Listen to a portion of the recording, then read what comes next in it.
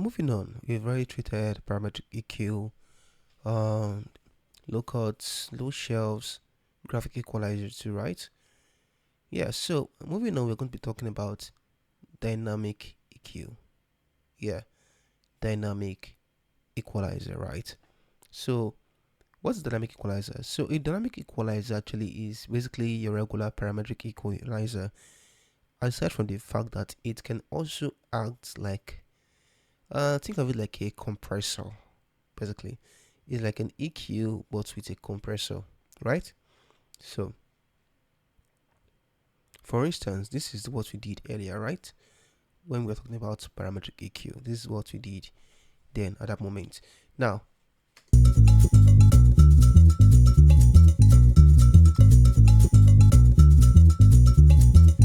this is the regular parametric EQ. It is stationary, right? It's stationary. Now, let's say I want a particular sound, especially when it comes to live music. In case you've not, for those of you that have not actually mixed live music before, you've not listening to live music stems, you notice that the signals are not consistent, right? The signals you receive are not consistent.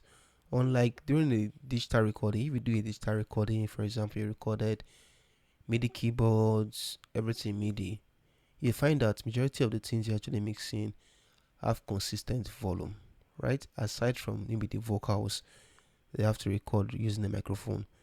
Aside from that, every other thing has a consistent kind of volume.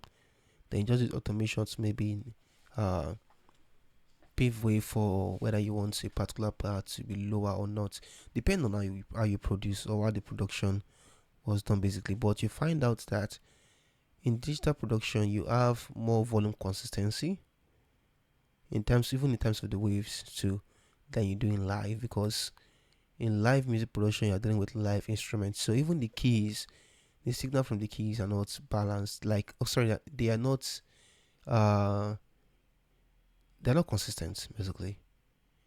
The signal you're receiving is not all consistent.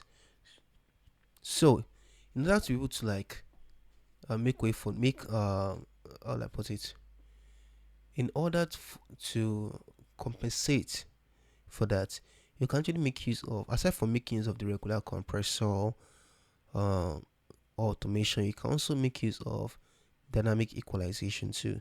So dynamic equalization is like the regular equalization, aside from the fact that I can decide to come over here, select this guy, I can right click, then just click on make dynamic. So you see what is created here.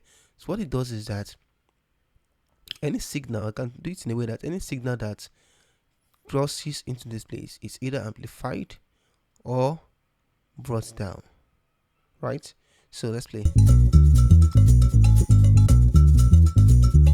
As you can see there, it's acting as like a kind of a compressor over there. And I can also apply it even to a dry signal. For example, here there's no additive, no subtractive here, right? I can try to also apply it here, make dynamic, and maybe pull it down. So what happens is that any signal, see, so as this particular signal is moving into this lane, it is bringing it down, it is compressing it, but it is auto compression, so it is not like it's a particular fixed range, or like the normal compressor where you can actually like set your attack, set your release time, set your hold, set your ratio. You can't do that when on a dynamic compressor, so it kind of does that on its own for you, so automatically.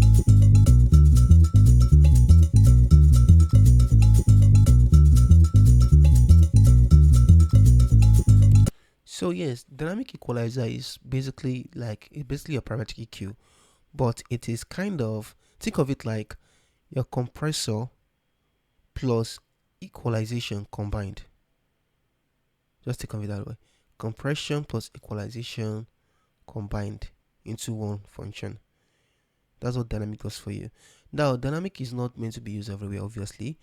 If you want to use dynamic equalization, you majorly use them in live music. In live music, like I said, when you're dealing with digital production, you'll find out that most of the year you have a lot of consistency in terms of volume, in terms of the signal too.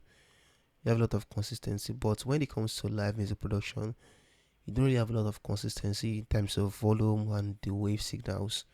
So if you're making use of dynamic equalization, I would advise you make use of it during whether you want to mix a live production. Yeah. But if you can also make use of it in a digital production too, but majorly for vocals, not for the instrument, because obviously you recorded MIDI and the volume is balanced, the signal is basically similar. You don't really need it there. For that, you can actually use a regular equalizer for a digital production or a digital mixing aside from the vocals. But for live production right now, this works. Yes, you can actually make use of a dynamic equalization in your live music production. So with this, I hope I've not been able to confuse you, but convince you too. So dynamic EQ is actually sweet.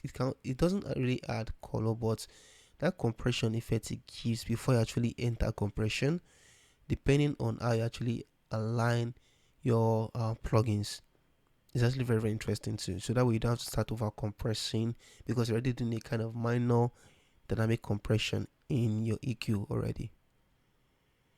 Yeah. So I'll see you guys in the next one. Thank you very much. Remember, if you've not gone through this series, go through them again, and yeah, go through them again. Learn one or two things, then subscribe. Subscribe, share the video. Very very important. It's very very important. I keep saying it, but it's very very important. Yeah, and I'll see you guys in the next one. Thank you.